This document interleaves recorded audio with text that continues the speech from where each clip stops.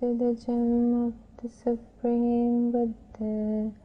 The Buddha is my refuge every day. My homage to the gem of the Supreme Dhamma. The Dhamma is my refuge every day. My homage to the gem of the Supreme Sangha. The Sangha is my refuge every day. My homage to the Supreme Triple Gem. The Triple Gem is my refuge every day. Namo Buddhaya. Meritorious children, welcome to Wisdom for Little Hearts. Meritorious children, as you know, in this broad society that we live in, we see many differences in people. Now, in this society, we see that some people, when they start a business, it develops so far that it becomes so successful that they don't even imagine ever that their business will become so successful. They get so much publicity and they get so much profit and they expand so well. However, there are some people in this world, when they start a business, their business doesn't develop the way they want.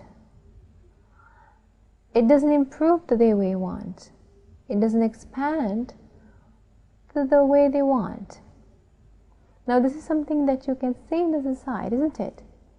I'm sure you know of many names of many different businesses that are so successful.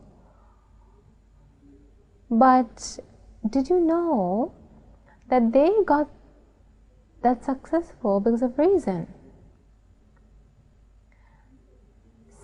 Some people become so successful while others don't because there's a reason behind it. Did you know that?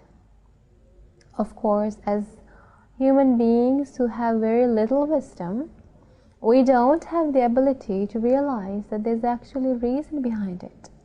However, our great teacher, the Supreme Buddha, who has the most wisdom in the world, who has deep wisdom in this world, saw the reason behind this difference and taught us this. Actually, this question was asked by Venerable Sariputta. Now you know who Venerable Sariputta is. He was the right-hand chief disciple of our great teacher, who was foremost in wisdom. So Venerable Sariputta one day approached the Blessed One and asked and paid homage to him and sat down to one side and said, "Bhante, why is it that for one person here, the business he undertakes ends in failure?" So for some people, when they start a business, it goes bankrupt and it fails. Why is it that for another, the same kind of business does not fulfill his expectations? So for some people, although they start the business, it doesn't go according to his expectation. The business stays, the business can be maintained, but it doesn't develop the way he wants. And Venerable Sariputta is asking, why is it that for still another, the same kind of business fulfills his expectations? For some people, when they start a business, the business develops just like the way they expected, just like the way they wanted. And the Venerable Sariputta is asking, and why is it that for still another, the same kind of business surpasses his expectations? So there are some people, his expectation is lower. However, when the business starts, it develops so much that it surpasses his expectation. So Venerable Sariputta is asking the reason behind these differences. So what are the 4 scenarios? For some people, when they start a business, it fails. For some people, when they start a business, it doesn't develop the way they want. For some people, when they start a business, it fulfills the expectation. For some people, when they start a business, it surpasses the expectation. Now, our great teacher, the knower of the whole world, the knower of everything in this world, replies to Venerable Sariputta saying,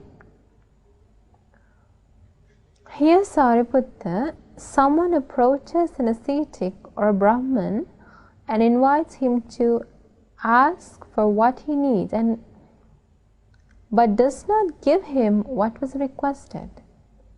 When he passes away from there, if he comes back to this world, whatever business he undertakes ends in failure." So what do some people do in this world? They go and ask recluses and Brahmins and monks. They ask, what do you need? What do you need? They ask what their needs are. And when those recluses and ascetics and Brahmins tell him what they need, he promised to give them, but he never gives. So he says, okay, I'll give you this, I'll give you that, and he makes promises, but he never gives them. So Supreme Buddha explains, this is the reason. So promising to give something and not giving it, that's the reason why some people, when they are born in the next life, when they come back to this world, the business fails. And then the Supreme Buddha explains, for some people goes and approaches ascetics and Brahmins and asks them what they need. And so when they say what they need, he gives it to him, but does not fulfill his expectations. That means he gives it, but he doesn't give it the way recluses and Brahmins expected it. When he passes away from there, if he comes back to this world, whatever business he undertakes does not fulfill his expectations. Now, for example, let's say someone promised to give food to recluse or Brahmin, but that food he gives just enough for him to live, just enough for his hunger to go away. He doesn't give more than that. So he doesn't fulfill the expectation. Because of that, when he's born in the next life, when he starts a business, his business does not develop the way he expected it. What's the reason? Because he didn't give in a way that fulfilled the other person's expectation.